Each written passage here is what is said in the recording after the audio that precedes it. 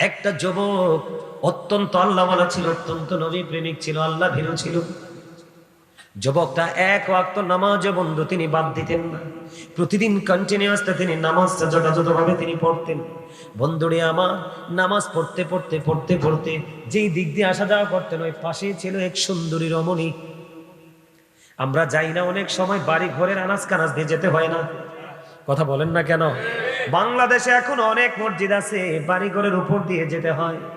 ওই যুবক যখন যায়, আল্লাহওয়ালা যুবকের কথা বন্ধু আমি বলতেছি আপনাদেরকে, ওই যুবকটা যখন প্রতিদিন নামাজ পড়তে যেত, ওই সুন্দরী মেয়েটা যুবকটাকে প্রেমে পড়ে গেল, ওই ছেলেটাকে সে ভালোবেসে ফেললো। ওই মেয়েটা পাগল হয়ে গেল ওই ছেলেটার জন্য, কিন্তু ওই ছেলেটার ওই মেয়ের দিকে কোনো খেয়াল নাই। যায় সোজা আল্লাহর খেয়ে দেনে, আবার ফিরে আসে সে আল্লাহর ধ্যানে। একদিন বন্ধু এশারের নামাজ পড়ে যখন ছেলেটা বাড়ির দিকে ফিরল, মেয়েটা এমন ভাবে তাকে প্রেম আকাঙ্ক্ষা দেখালো, ওই ছেলেটাকে শয়তান ধোঁকা দিয়ে দিল। ধীরে ধীরে ধীরে ধীরে বন্ধু মেয়েটার ঘরে চলে গেল। মেয়েটার ঘরে যাওয়ার পরে ওই সুন্দর একবার তরুণ ওই যুবক মেয়েটার ঘরের মধ্যে যাওয়ার পরে দেখলো মেয়েটা এমন ভাবে ঘর সাজিয়েছে রে, ও বন্ধু যেটা দেখে ছেলেটা অবাক হয়ে গেল। কিন্তু ছেলেটা বুঝতে পারলো মেয়েটা খারাপ কোন উদ্দেশ্য নিয়ে ছেলেটাকে ঘরে ঢুকিয়ে গেছে। বন্ধুরে আমার, যখন এই ঘরের মধ্যে ঢুকিয়ে দিল, তখনই ওই আল্লাহওয়ালা যুবক ছেলেটার মনের মধ্যে ওই দিনের কথা মনে হয়ে গেল, ওই হাসরের দিনের কথা মনে হয়ে গেল। ওই হাসরের দিনটা তো ভয়ঙ্কর হবে, ওই হাসরের দিনটা তো বিপজ্জনক হবে বন্ধু। ওই দিনের কথা যখন মনে পড়লো, ওই যুবক ছেলেটা কি করলো, এইখানে পরকালের কথা মনে করে আল্লাহর দরবারে হিসাব দিতে হবে, এইগুলো মনে করে করে বন্ধু ওই মেয়েটার ঘরে ছেলেটা অজ্ঞান হয়ে যায়, সেন্সলেস হয়ে যায়। জোরে জোরে কথা একবার আল্লাহু আকবার। কি হয়ে গেছে? অজ্ঞান হয়ে গেছে, তার আর সেন্স নাই, হোশ নাই বন্ধু, হোশ ফিরে হারিয়ে ফেললো। এখন তার আপন স্বজনেরা সবাই বন্ধু চতুর্দিকে খুঁজতে শুরু করলো, কোথায় রে আমার কলিজার টুকরা, কোথায় রে সে, তাকে তো খুঁজে পাওয়া যায় না। খুঁজতে খুঁজতে খুঁজতে খুঁজতে বন্ধু মেয়েটাও কিন্তু ভয় পেয়ে গেছে, কারণ ওই মেয়েটার ঘরে ছেলেটা অজ্ঞান হয়ে গেছে, বেঁচে আছে না মরে আছে এটাও তো মেয়েটা জানে না। আপন স্বজনেরা খুঁজতে খুঁজতে মেয়েটার ঘরে এসে ছেলেটাকে পেয়ে গেল। ছেলেটাকে ওখান থেকে তার বাড়িতে ঘরে নিয়ে যাওয়া হলো। ঘরে নিয়ে যাওয়ার পরে আল্লাহ রহমতে ছেলেটার আবার বিবেক ফিরে আসলো, হোশ বন্ধু ফিরে আসলো। হোশ যখন ফিরে আসলো, হোশ ফিরে আসার পরে বন্ধু এবার কি হলো, ছেলেটাকে প্রশ্ন করা হলো, তুমি কোথায় গিয়েছিলে, ওই ঘরে কেন গিয়েছিলে? এবার ওই ছেলেটা বলল, তার অতীতের পুরো গল্প যে খুলে ফেললো।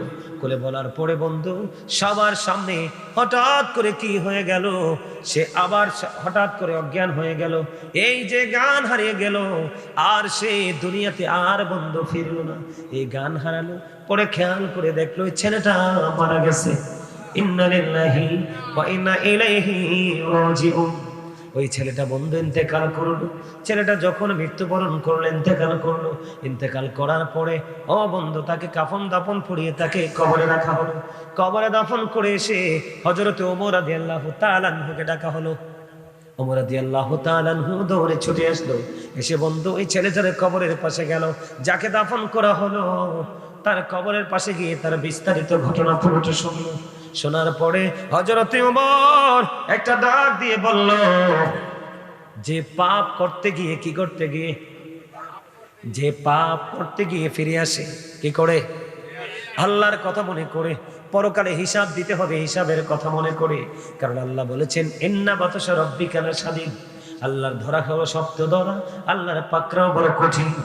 এরপরে বলেছেন ইন্নাল্লাহা সারিউল হিসাব, Allah is quick to take account, Allah হিসাব গ্রহণে অত্যন্ত তৎপর। বন্ধুরে ওই ছেলেটার মনের মধ্যে ভয় তৈরি হলো। আল্লাহ রাব্বুল আলামিন কোরআনে জানিয়ে দিয়েছে, ইদাস সামাউন ফাতারাত ওয়া ইদাল কাওয়াকিবু ইনতাসারাত ওয়া ইদাল বিহারু ফুজ্জিরাত ওয়া ইদাল কুবুরু বু'সিরাত আলিমাত নাফসুম মা কদ্দামাত ওয়া খালাত। খেয়াল করেন কোরআন শরীফের 30 পারা সূরা ইনফিতর, আমার আল্লাহ বলেছেন ইদাস সামাউন ফাতারাত, আল্লাহ বলেছেন আকাশটা ভেঙে যাবে। কি হয়ে যাবে? মাথার উপর যে আকাশ আছে আকাশটা ভেঙ্গে চূর্ণ বিচূর্ণ হয়ে যাবে, তারকাগুলো ঝরে ঝরে পড়বে, সমুদ্রটা বন্ধু সেদিন উদ্বেলিত হয়ে যাবে। আল্লাহ বলেছেন ওয়াইদাল কবর বুসিরাত, কবরটা সেদিন ওপেনিং করা হবে, অবন্ধ মুক্ত করা হবে। আলিমাত নাফসুম মা কদ্দামাত ওয়া আখরাত, অবন্ধু যেদিন কবরটা ওপেনিং করা হবে এই দিন মানুষগুলো কে কি করেছে আর কে করেনি সে প্র্যাকটিক্যালি দেখতে পারবে, জানতে পারবে। ওই ছেলেটার জবানে, ওই ছেলেটার অন্তরে ওই দিনের কথা মনে হয়ে গেল, হিসাব দিতে হবে, আল্লাহর আদালতে দাঁড়াতে হবে। এই কথা যখন মনে হলো, ও বন্ধু, একটা যুবতী মেয়ে আর একটা যুবক ছেলে যখন এক জায়গায় থাকবে, একটা বেগানা নারী আর একটা বেগানা পুরুষ যখন এক জায়গায় থাকবে, রাসূল বলেছেন এখানে তৃতীয় থাকবে শয়তান। কে থাকবে? শয়তান থাকবে। ও বন্ধু, শয়তান কেন থাকবে? আপনাদেরকে আমি একটু মনে করিয়ে দিতে চাই, আমাদের বাবা আদম মা হাওয়া জান্নাতে ছিল কিনা? কথা বলেন না কেন? মা আদম যখন জান্নাতে, জান্নাত থেকে বন্ধু চোখ মেলে দেখলেন অপূর্ব সুন্দরী মা হাওয়া। কারণ মা হাওয়াকে জান্নাতে বাবা আদমের পাঁজরের হাড় থেকে তৈরি করা হয়েছে। এবার কি করলেন আদম সফিউল্লাহ, তিনি যখন সেন্স আসলো, এবার চেয়ে দেখে অত্যন্ত অপূর্ব নূরানী চেহারার সুন্দরী হাওয়া। মা হাওয়ার দিকে প্রেমের নজরে তাকায়, মা হাওয়া বাবা আদমের দিকে প্রেমের নজরে তাকায়। আল্লাহ কয় না না না, তাদের বিয়ের ব্যবস্থা করতে হবে। জিবরিলকে পাঠিয়ে দিলেন, তাদের জন্য বিয়ের ব্যবস্থা হয়ে গেল, তাদের মোহরানা হলো। ও বন্ধু, বিয়ের মোহরানা হলো। আমার রাসূলের প্রেমে 10 বার দুরূদ, জোরে জোরে কন্যা সুবহানাল্লাহ। আদম এবং হাওয়া জান্নাতের মধ্যে বসবাস করতে থাকলো। খেয়াল করেন, আল্লাহ রাব্বুল আলামিন আদম হাওয়াকে বলে দিলেন তোমরা জান্নাতে যাও, যেখান থেকে মন চায় সেখান থেকে খাও, কিন্তু গন্ধম খাইও না। শয়তানকে চিনাচ্ছি আপনাদেরকে, গন্ধম খেও না। ও বন্ধু, আদমের কিন্তু খেয়াল আছে, আল্লাহ যে বলেছে, আল্লাহ আবার এটাও বলেছে, আদম আমি তোমাদের জন্য, আমি তোমাদের প্রিয় বন্ধু হিসাবে ফেরেশতা নিয়োজিত করে দিলাম, তোমরা যদি পরামর্শ করতে হয় তাদের সাথে পরামর্শ করবে। সুবহানাল্লাহ বলেন না কেন? আরে জোরে বলেন না সুবহানাল্লাহ। এই জন্য আদম সফিউল্লাহ, আমরা আদম সন্তান হিসাবে আমাদেরকে তিনি উপদেশ দিয়ে গেছেন। কি দিয়ে গেছেন? আমাদেরকে তিনি উপদেশ দিয়ে গেছে রে, যে তোমরা দুনিয়ায় যদি কোনো কাজ করতে হয়, দুনিয়ায় যদি তোমরা কোনো কাজ করতে চাও, যা তাহলে যে তোমার সবচেয়ে প্রিয় তার সাথে তুমি পরামর্শ করে নাও। সুবহানাল্লাহ বলেন না? আদম সফিউল্লাহ আরো বলে গেছে, দুনিয়াতে কোনো কাজ করতে হলে বিবির কথা মতো করো না। বিবির কথা মতো কাজ করলে 100টার মধ্যে 99% কাজে তুমি লজ্জা পাবে। তবে বন্ধু, মায়ের কথা বাইরে যেও না। সুবহানাল্লাহ বলেন না কেন? আরো জোরে বলেন না। এবার কি হলো বন্ধু, খেয়াল করেন, আমি বোঝানোর জন্য বলে দিতে চাই আপনাদেরকে। এবার কি হয়ে গেল? এবার কি হয়ে গেল বন্ধু? আদম হাওয়া জান্নাতে ঢুকে গেছে, শয়তান কিন্তু এটা সহ্য করতে পারতেছে না। শয়তান এটা মেনে নিতে পারতেছে না, কারণ চিরসুখের জায়গা জান্নাত, এখানে একবার গেলে কেউ আর ফিরে আসতে চাইবে না। জোরে কন্যা সুবহানাল্লাহ। এবার কি করলেন শয়তান? কি করলেন বন্ধু? গন্ধম গাছের নিচে চলে গেলেন। এদিকে তাকান, ফেরেশতা কিন্তু আছে। শয়তান ওই যে গন্ধম গাছের নিচে যাবে, এটার জন্য বন্ধু সাপ কি এবং ময়ূর, ওই দুটার সহযোগিতা নিয়ে ও বন্ধু শয়তান ঢুকে গেল জান্নাতে। বন্ধুরে আমার দিকে তাকান। এবার কি করলেন? গন্ধম গাছের নিচে গিয়ে শয়তান কান্নাকাটি শুরু করলেন, উচ্চ আওয়াজে কান্না শুরু করলো। মহিলাদের মন কিন্তু একটু নরম হয়, কথা বলে না কেন? এবার যখন বন্ধু কান্না শুরু করলো, মা হাওয়া দৌড়ে চলে গেল গন্ধম গাছের নিচে।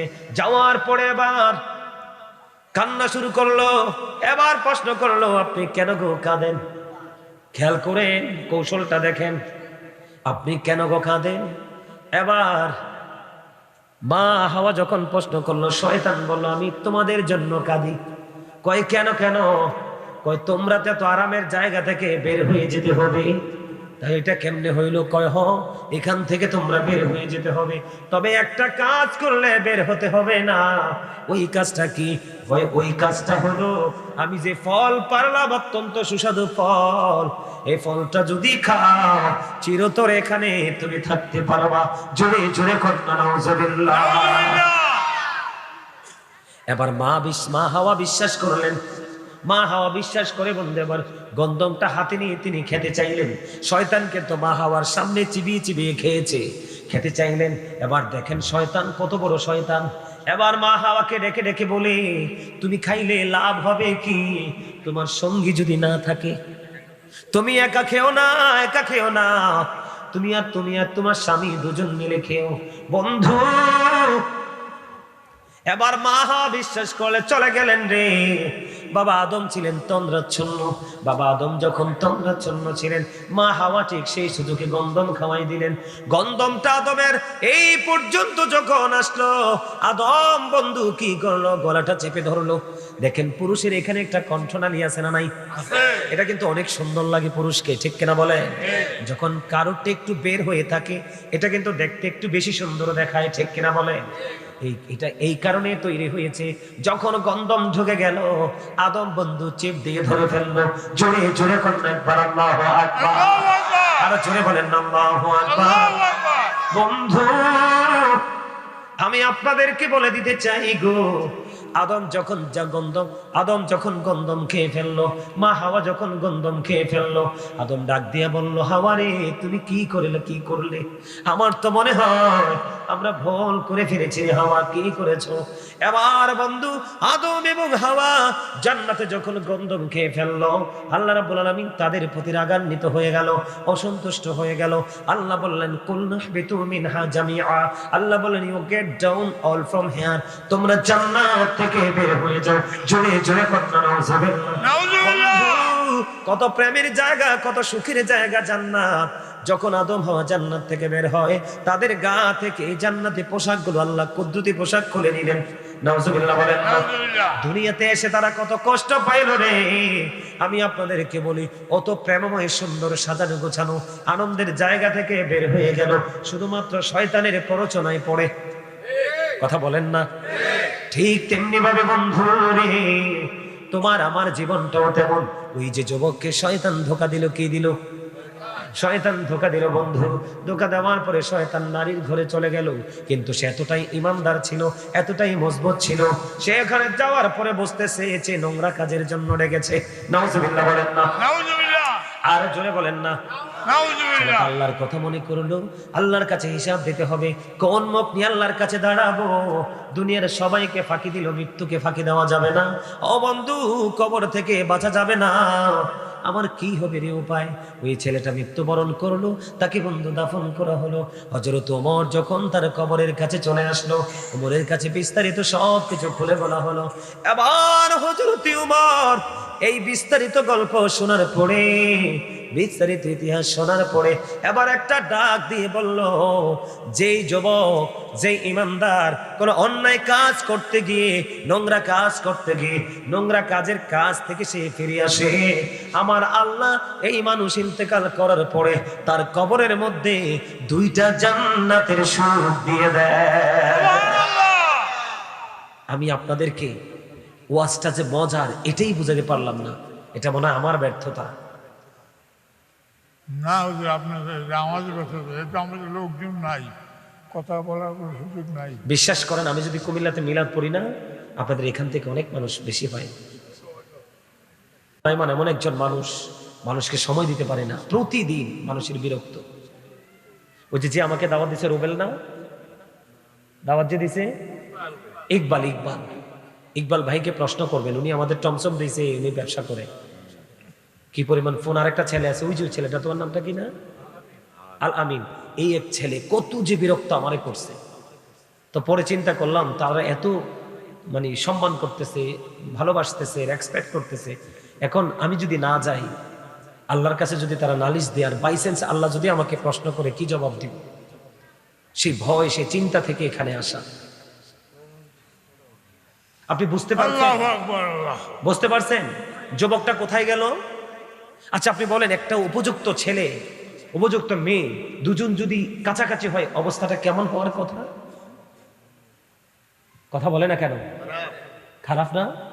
কিন্তু তার সিনায় আল্লাহর ভালোবাসা, আল্লাহর প্রতি তার প্রেম, ওই যে হিসাব দিতে হবে, আল্লাহর আদালতে দাঁড়াতে হবে, এটা তার মধ্যে আল্লাহ ঢুকিয়ে দিল। ওমর কি বলেছে?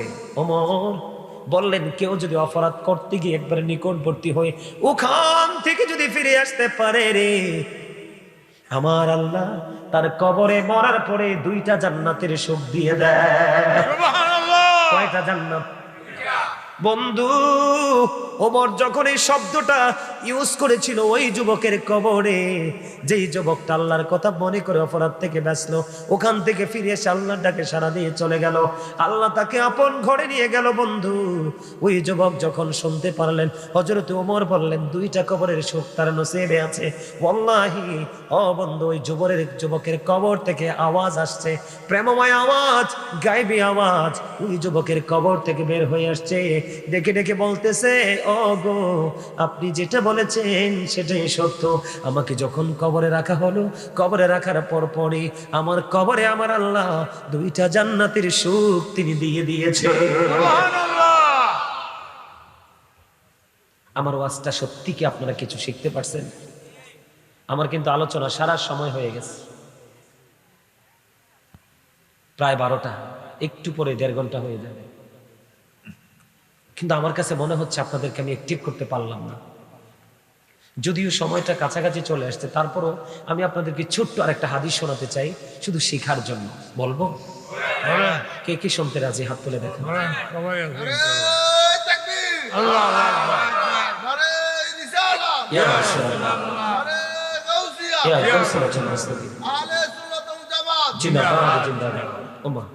কালাগাজী সরকার বাড়ির পক্ষ থেকে লাল গোলাপ শুভেচ্ছা, এটা কোন লাগে না?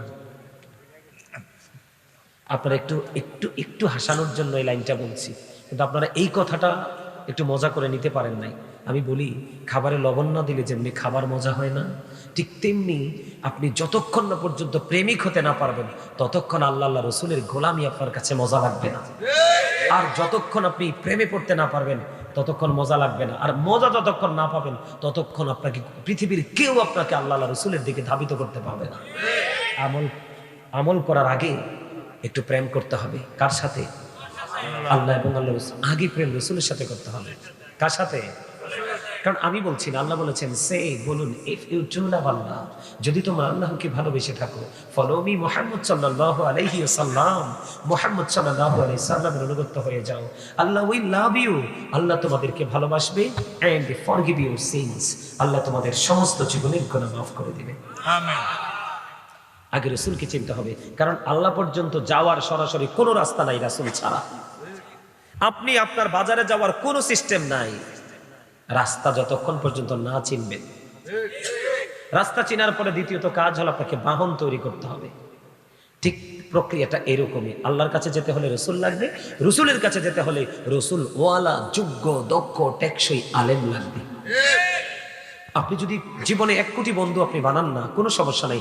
এসপি, ডিসি, এমপি, মন্ত্রী, কোন দেশের প্রাইম মিনিস্টার আপনি প্রেম করেন, কোনো সমস্যা নাই, কিন্তু আপনার জীবনে একজন হক্কানি আলেমের সাথে প্রেম করবেন। আল্লাহ বলেছেন, join with my dear people, come to my paradise. Allah বলেছেন, join with my dear people, আমার প্রিয় লোকেদের সাথে যুক্ত হও, কাম টু মাই প্যারাডাইস, আমার জান্নাতে চলে আসো। সুবহানাল্লাহ। সাধারণ মানুষ হক্কানি আলেমদের সাথে, হক্কানি আল্লাহর ওলিদের সাথে প্রেম করা তাদের নাজাতের, জান্নাতের দলিল। এটা আমি বলেছি ইংলিশে, আল্লাহ বলেছেন, ফাদখুলি ফি ইবাদি ওয়াদখুলি জান্নাতি। অস্বীকার করার কোনো সুযোগ নেই। কি বুঝতে পারছেন? যদিও আমার সময় শেষ, তারপর আমি আপনাদেরকে ছোট্ট একটা হাদিস শরীফ শোনাবো শিখার জন্য। কিসের জন্য? ওই হাদিস শরীফটা যদি বুদ্ধিমান হন, যদি ইন্টেলিজেন্ট হন, যদি ভেরি ক্লেভার হন, ভেরি এক্সপেরিয়েন্স ম্যান হতে পারেন, তাহলে আপনার জন্য গুরুত্বপূর্ণ একটা মেসেজ ওই হাদিসটা থেকে আপনি পেয়ে যাবেন। বন্ধুরে আমার, 3 জন লোক সফরে বের হলো। হাদিস শরীফের মধ্যে এসেছে কয়জন? 3 জন লোক বন্ধু সফরে বের হলো। 3 জন লোক যখন সফরে বের হয়ে গেল, সফরে বের হওয়ার করে তারা সফর করতে করতে করতে করতে বন্ধু তারা কি করলেন? একটা গুহার মধ্যে ঢুকে গেলেন। গুহার মধ্যে যখন ঢুকে গেল, খেয়াল করেন বন্ধু, গুহার মধ্যে ঢুকলো, তার মানে অনেক ভ্রমণ করেছি, ক্লান্ত হয়ে গেছি। কি কথা বলেন না কেন? উপর আসেন, উপর উপর উপর উপর আসেন। আমার একজন মহাব্বতের মানুষ পাইছে, আমারে খুব আদর করে। আমি কিন্তু ওনার মসজিদে নামাজ পড়াইছি, জুমার নামাজ। মারহাবা বলেন। ওনার কাছ থেকে অনেক সম্মান এবং মহব্বত পাইছি।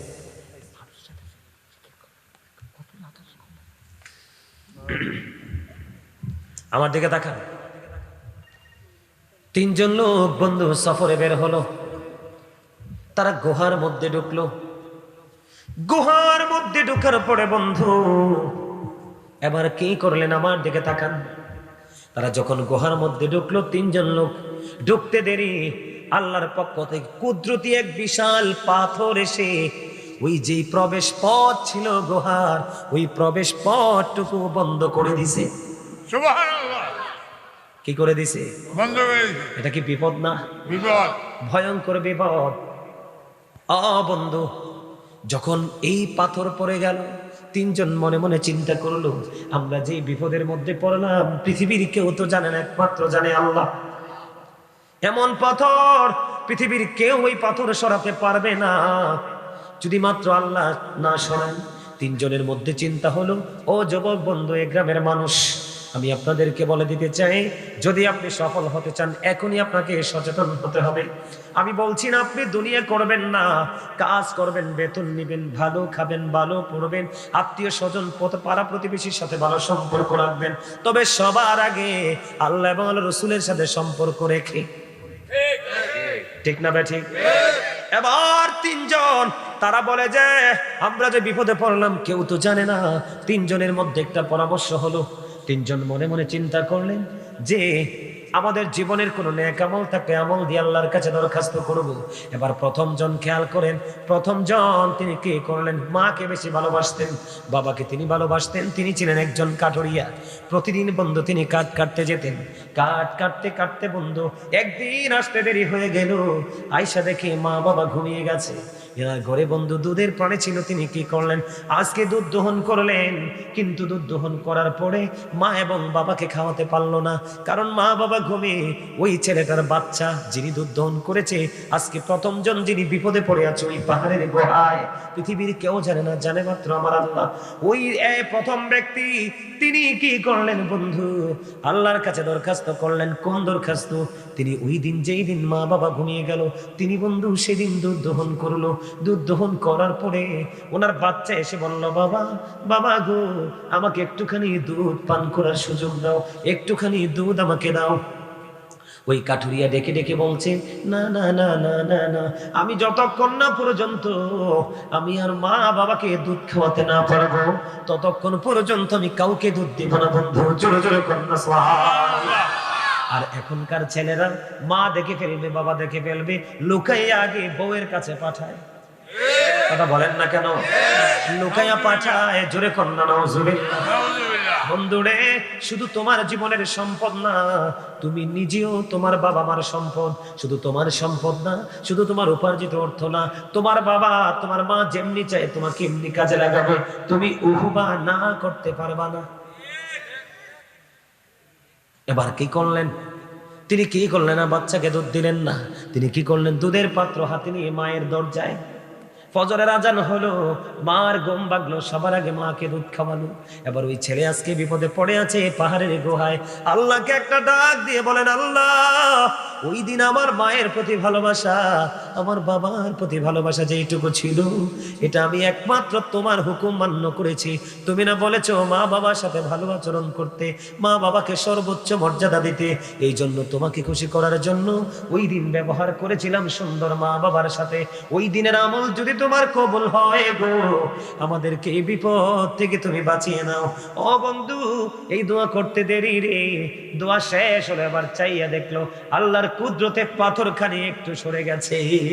সুবহানাল্লাহ। কিন্তু হাদিস শরীফের মধ্যে এসে বের হওয়ার ব্যবস্থা হলো না। এবার বন্ধু দ্বিতীয় জন, তিনি ছিলেন কি? ও বন্ধু, আরেকটা যুবক, তিনি তার একজন চাচাতো বোনকে ভালোবাসত। ওই মেয়েটাকে অনেক চেষ্টা করেছে সে কাছে পাওয়ার জন্য, তার যৌন চাহিদা মেটানোর জন্য, কিন্তু কোনোভাবে মেয়েটাকে সে কাছে পেল না। এক সময় দুর্ভিক্ষ দেখা দিল। ও বন্ধু, দুর্ভিক্ষ কি জিনিস তো বোঝেনি। দুর্ভিক্ষ যখন দেখা দিল, ওই মেয়েটাকে, যেই ছেলেটা আজকে 2 নাম্বার ছেলে আল্লাহর কাছে দরখাস্ত দিতে রাজি হলো, বন্ধু ওই ছেলেটা 2 নাম্বারের ব্যক্তি, ওই মেয়েটাকে 200 দিরহাম দিলেন। 200 দিরহাম দেওয়ার পরে 200 দিরহাম দিলেন, দেওয়ার পরে মেয়েটার কাছাকাছি চলে গেলেন, কারণ মেয়েটার বাবা মা আজকে কাছে নাই। ওই সুযোগে তাকে 200 দিরহাম দিয়ে মেয়েটার কাছাকাছি চলে গেল। হাদিস শরীফের মধ্যে এসেছে ওই ছেলেটা মেয়েটার একবারে উরুর কাছাকাছি চলে গেছে। যখন ছেলেটা চলে গেল, ওই মেয়েটা ছিল অত্যন্ত আল্লাহওয়ালা, আল্লাহ রাসূল প্রেমিক। ওই মেয়েটা একটা ডাক দিয়ে বলল, রে যুবক, তুমি যেখানে ছিলে তুমি সেখানে থেমে যাও, তুমি আর আমার দিকে এগিয়ে এসো না। কেন কেন রে? কই এই জন্য, যিনি আমাকে বিয়ে করবে, আমি যার বউ হব, যিনি আমার স্বামী হবে রে, এটা শুধু একমাত্র তার হক। তুমি আমার ইজ্জত তুমি ছিনিয়ে নিতে পারো না। যুবক, যেখানে আছো তুমি সেখানে থেমে যাও। ও বন্ধু, এই কথা বলতে দেরি, সঙ্গে সঙ্গে ওই যুবকটা 2 নাম্বার যুবক আজকে বিপদে পড়ে আছে। সঙ্গে সঙ্গে যুবকটা মেয়েটাকে ছেড়ে অনেক দূরে চলে আসলো, এবং ওই যে 200 দিরহাম দিল, ওই 200 দিরহামের দাবি পর্যন্ত মাফ করে দেয়। সুবহানাল্লাহ। আজকে ছেলেটা বিপদে পড়ে আছে। ওই ছেলেটা আল্লাহর কাছে দরখাস্ত দিল, পাহাড়ের গুহা থেকে প্রবেশ পথ নাই, কেমন করে বন্ধু বের হবে? আমার আল্লাহকে ডাক দিয়ে বললেন, মালিক, ওই দিন যে কাজটা করেছিলাম, ওই কাজটা একমাত্র তোমার সন্তুষ্টির জন্য করেছিলাম। ওইটা যদি তুমি কবল করে থাকো গো, তাহলে আজকের বিপদ থেকে আমাকে উদ্ধার করো। দোয়া শেষ হইতে দেরি রে, এবার চাইয়া দেখে বন্ধু রে, পাথরখানি আরো একটু সরে গেছে। আপনাদের সুবহানাল্লাহটা আপনারা বলেন তো, এই যে মুরব্বী বলেন তো, তার সুবহানাল্লাহ কি মজা হয়েছে? আফসোস, ওজন তো বুঝেন নাই। ছেলেটা মেয়েটার একবারে কাছাকাছি, তাদের মনের আশা পূরণের একদম ধার প্রান্তে, কিন্তু মেয়েটা আপত্তি করলো। দুজনের মধ্যে কত আল্লাহ আল্লাহ রসুলের প্রতি প্রেম, দুজন দুজনকে ছেড়ে আজকে সে বিপদ। আল্লাহকে ডাক দিলেন, আল্লাহ আজকে পাথর সরিয়ে দিলেন। যেরকম না সুবহানাল্লাহ। এই ছেলের কি কবরে ভয় আছে? না, নাই তো। এবার বন্ধু তৃতীয় জনের আমল দেখেন, আমার দিকে তাকান। আমাদের দেশে আমরা অনেক কাজের লোক দিয়ে কাজ করাই কিনা? আমরা কিন্তু কাজের লোককে 2 টাকা কম দিতে পারলে খুশি হই। তৃতীয় জন, গভীর মনোযোগ, এইটা গুরুত্বপূর্ণ আমল, গুরুত্বপূর্ণ শিক্ষা। এইটা যদি আপনার জীবনে গুরুত্বপূর্ণ জায়গায় দাঁড়িয়ে যায়, আপনার লাইফ বন্ধু পুরোপুরি আলোকিত হয়ে যাবে। জোরে জোরে কথা সুবহানাল্লাহ। তৃতীয় জন একজন রাখাল, একজন কাজের লোক ছিল। তার কাজ করার পরে তার কাছ থেকে তিনি কিনেননি, বেতন নেননি। বেতন না নিয়ে তিনি চলে গেল। বেতন না নিয়ে বন্ধু তিনি চলে গেলেন। কি করলেন? বেতন না নিয়ে তিনি চলে গেলেন। চলে যাওয়ার পরে অনেক পরে তৃতীয় জন তিনি মালিকের কাছে ফিরে আসলো। এসে বলল, মালিক, আপনার কি মনে পড়ে গো, আমি আপনার এখানে একদিন কাজ করেছিলাম। এখান থেকে কিন্তু আপনার এখান থেকে কাজ করে আমি বেতনটা নেইনি, আপনার কাছে বেতনটা রয়ে গেছে। আপনি কি আমার বেতনটা আজকে আমাকে ফিরিয়ে দিবেন? এবার ওই তৃতীয় জন তিনি বললেন, ওই যে মাটির দিকে নজর দাও, মাটির দিকে নজর দিয়েছে, দেখো ওই যে পশুগুলো আছে, সবগুলো পশু তোমার। সুবহানাল্লাহ বলেন না? ওই কৃষক, ওই ফার্মার আশ্চর্য হয়ে গেল। কাজের লোকটা অবাক হয়ে গেল। আপনি কি আমার সাথে ঠাট্টা করছেন? না না না, তোমার সাথে কেন আমি ঠাট্টা করব? তুমি যেই দিন আমার কাছে তোমার এই পারিশ্রমিকটা রেখে গিয়েছিলে, ওই দিনে আমি পারিশ্রমিকটা এখানে কি করেছি? ইনভেস্ট করেছি।